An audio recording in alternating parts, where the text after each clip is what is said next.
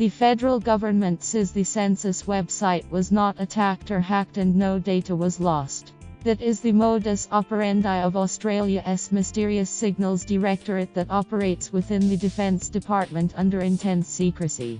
The work of the AS is designed to go unseen and unheard, but this morning they were on everybody's lips in the wake of what the Australian Bureau of Statistics initially called a cyber attack on the country's online census. In the wake of the fallout from the catastrophe, the AS is the body tasked with getting to the bottom of what exactly happened.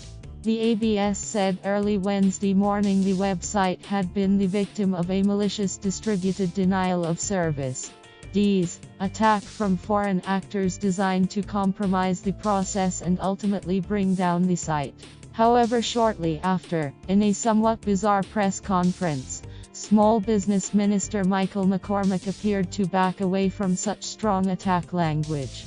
While some have expressed skepticism over the likelihood of a foreign attack, the AS is the mysterious government body charged with investigating those apparently responsible. So what do we know about the Australian Signals Directorate? When approached by News.com, in an attempt to learn more about the cloak and dagger activities of the department, an Australian defence spokesman couldn't contain his laughter. They don't ever tell us what they redoing. They the Australian Signals Directorate. They don't talk, he said. That pretty much sums it up. They operate in the shadows, and that's the way they like it.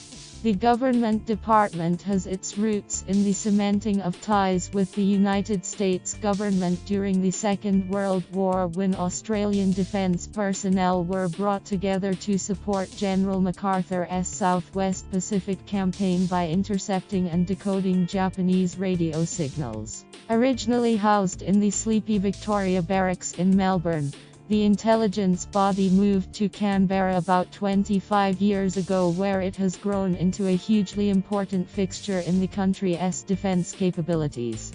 John Blaxland from the Strategic and Defence Studies Centre at ANU said the work they do is highly technical, highly sensitive, and the place is filled with extremely bright people working on the inside. While the exact number of AS workers is classified, he said it would be in the hundreds. Countless freedom of information requests to access the budget of the AS have been consistently denied by the government. They front and center in terms of governance, and with the global rise of cyber warfare, the AS has become demonstrably important for the government, Mr. Blaxland told News.com.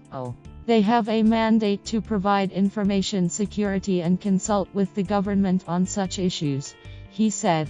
According to the AS website, their role includes collecting foreign intelligence by interception and stopping others from doing the same to us.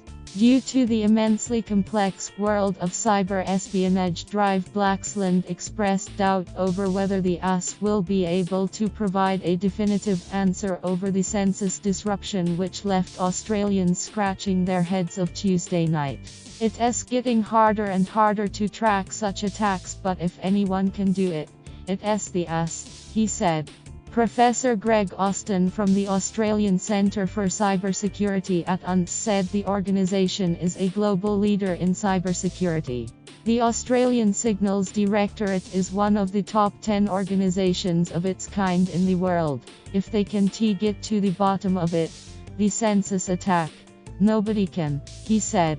That sentiment was echoed by Prime Minister Malcolm Turnbull this morning when he tried to reassure the Australian people over the census attacks, described as an attempt to frustrate the collection of census data. The Australian Signal Directorate are the finest, most professional organisation of their kind anywhere in the world. They are extraordinary, they are the experts of the experts, he said. Currently the AS's website is advertising for people to join the organisation and become the white-hot hackers to defend Australia from the dark side. Phil Dawson from Deakin University's Centre for Research in Assessment and Digital Learning was once one of those potential recruits who dreamt of a job with the AS. He was studying computer science at the University of Wollongong when things like these attacks first began occurring in the digital realm, he said, and he saw a job with the AS as a license to hack. As a kid I thought it would be really cool because you get to do these things that are otherwise illegal, he recalled. While it never came to be, it's easy to see the allure the AS holds for young computer geeks. Before taking his current role as Chief Information Security Officer at Telstra, Mike Burgess spent 5 years as the Deputy Director for Cyber Information Security at the AS.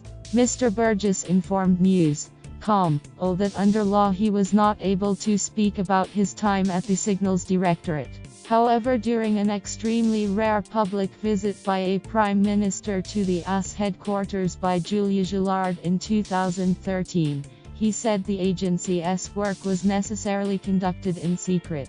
That helps us protect our capabilities, that helps us generate intelligence that meets national intelligence needs, he said.